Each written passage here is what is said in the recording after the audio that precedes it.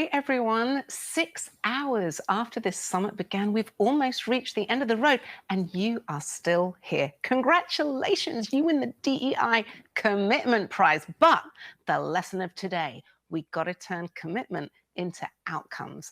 On that, I loved what Uber's Chief Diversity Officer, Bo-Young Lee, said this morning when she kicked us off. She was talking about setting business goals for DEI and speaking to her business team. And she said to them, you're going to set them, I'm going to vet them. Poetry. But for poetry in motion, a DEI plan must be at the heart of a company's business plan. That's what we've heard today. So don't just speak to a person like me at a company who runs DEI, or a person like Bo or any of the other chief diversity officers that you've heard from today. Speak to the person who runs engineering, the person who runs product, the person who runs data analytics, the person who runs hiring, and for goodness sake, speak to the person who runs legal. But above all, speak to your CEO. Now, I know, I truly understand that for a lot of people, having a chat with their CEO is not at all realistic. It ain't never going to happen. Fine. Well, then here's my advice. Just email them the ACT report, explain there's a message for CEOs on pages 5 and 6, and just ask them what they think. Are they willing to join the other CEOs who have signed up?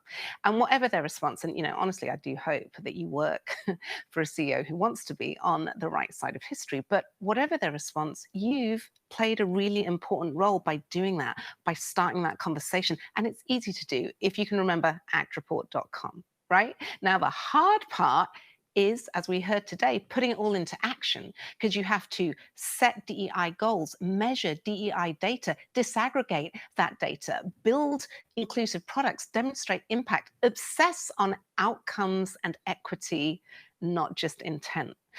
And if you don't know where to start, again, the ACT report provides a path forward. So today, in summary, you've heard from senior leaders, chief diversity officers, professors, product inclusion experts, Hollywood film stars, and so many others, all hoping to inspire you. So I want to ask Bish, who is working with me at Snap on this, what did you hear? What do you think? What do we got to do? What's the deal? Thanks, Oona, and thank you everyone for joining us.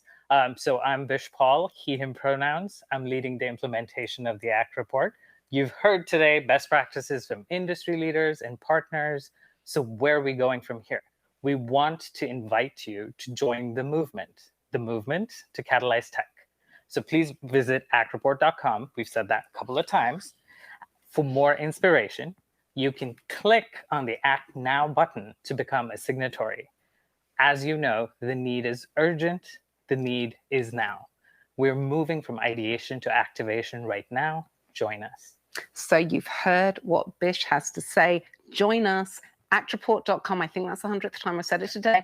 And if you found anything today valuable or inspiring, or if you'd like to help us do this again and make it better, please take just 1 minute of your time to fill in the feedback form. That is at deisummitfeedback.com/survey, deisummitfeedback.com/survey. Now, for your final 5 minutes, and don't stay till now, miss the final 5 minutes, okay? For your final 5 minutes of inspiration, here is the unique Matt Maxey. Matt was born with profound hearing loss, but didn't learn sign language until he started college at 18.